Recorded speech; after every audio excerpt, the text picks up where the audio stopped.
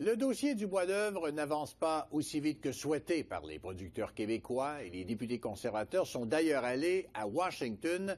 Mon invité, Denis Lebel, bonsoir. Bonsoir, monsieur. Monsieur Lebel, d'abord, qui sont les gens avec qui vous vous êtes entretenu à Washington?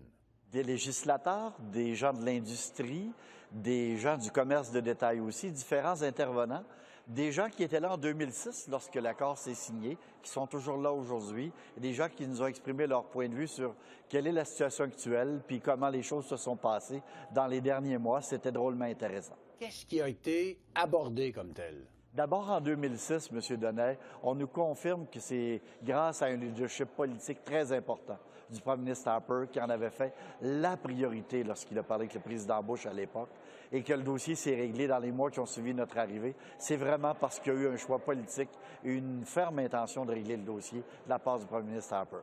On nous confirme qu'on a moins senti cette commande politique très claire-là. D'ailleurs, c'était même pas dans la lettre mandat de la ministre du Commerce international, pas plus qu'on en a parlé lors du budget ou lors du discours du trône. Donc, je pense qu'ils ont été pris un peu de court ou par surprise de voir l'importance de ce fameux dossier du bois d'œuvre-là. Et ce qu'on entend, c'est qu'on n'a pas négocié, on n'est pas arrivé avec de grosses demandes et aussi préparé que nous l'aurions souhaité, nous, les gens de l'opposition aujourd'hui, en suivi de ce qu'on avait fait. On a eu 10 ans de paix par rapport à l'industrie forestière et aujourd'hui, on rembarque dans une guerre commerciale. Là, vous allez m'aider à comprendre ce qui se passe véritablement, surtout à la fin de l'entente, parce que la fin de l'entente arrive octobre 2015. C'est à peu près juste avant les élections. Pendant les élections. Pendant les élections, effectivement.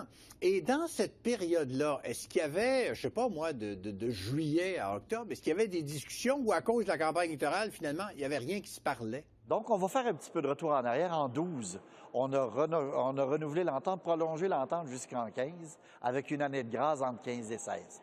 Donc, c'était quelque chose qui avait été reporté par notre gouvernement. On avait continué à travailler là-dessus. Le ministre Fast, qui était ministre du Commerce international à l'époque, m'a toujours répété qu'il avait commencé les discussions. On n'a jamais dit qu'il avait commencé les négociations. Il avait commencé les discussions avec les partenaires de l'industrie, du côté canadien et du côté américain, dans le but de préparer le terrain pour une éventuelle négociation. La campagne électorale a commencé le 2 août 2015. Aujourd'hui, on nous dit qu'on n'a pas réglé le dossier. On était en campagne électorale du 2 août 2015 à la fin octobre, au 19 octobre.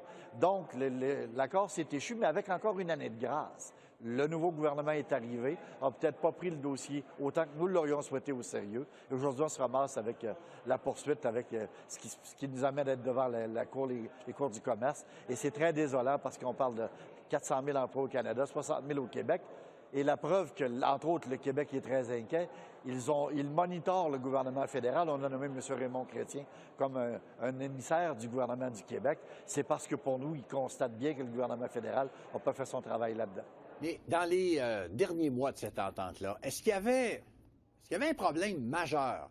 La raison pour laquelle je vous pose cette question, c'est que là, il vient d'y avoir cette semaine, devant la Commission du commerce international des États-Unis, une plainte qui a été déposée.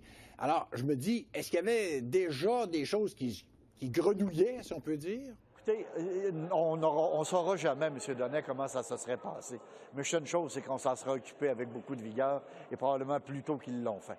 Et on confirme, puis hier, dans toutes les discussions qu'on avait, on nous confirme qu'on n'est probablement pas arrivé avec le couteau d'un dent en disant pour nous c'est tellement important. Je pense que le fait que ce ne soit pas dans la lettre mandat de la ministre, M. Donnet, ça dénote beaucoup sur le leadership politique du premier ministre Trudeau vis-à-vis du bois d'œuvre. Et aujourd'hui, on est devant cette situation-là. Et vous savez, hier, on a rappelé aux gens, entre autres, que les États-Unis ne sont pas autosuffisants au niveau du bois d'œuvre. Ils se doivent d'importer du bois pour répondre à la demande de leur population. On parle de 30 de leurs besoins qui sont comblés par le Canada. Donc, ils ne se perdraient pas une job aux États-Unis si on renouvelle l'accord. Je sais que le nouveau président, M. Trump, veut protéger les emplois aux États-Unis, mais on n'enlève pas de job aux Américains quand on signe cet accord-là pour nous, parce que d'ores et déjà, ils ne sont pas autosuffisants.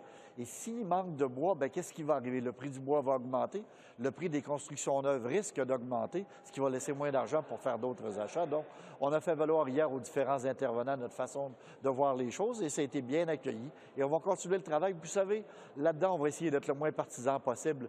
C'est trop important pour l'économie des provinces, entre autres le Québec, la Colombie-Britannique, et pour la population qui dépend de cette industrie-là.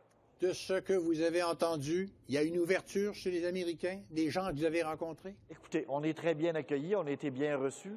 On va continuer à faire notre travail en support au gouvernement. La ministre Freeland a dit qu'elle considérait négocier avec le négociateur. Nous, on va essayer de rendre le message aux plus hautes sphères politiques des États-Unis comme quoi c'est important pour nous et même pour eux, parce que comme ils ne perdent pas une job dans leurs usines de sciage, si par contre on vend moins de produits à quelque part, ça peut peut-être avoir un impact sur l'économie américaine.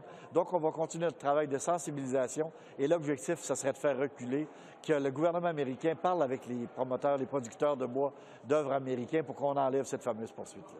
M. Lebel, merci beaucoup. Merci, M. Donnet.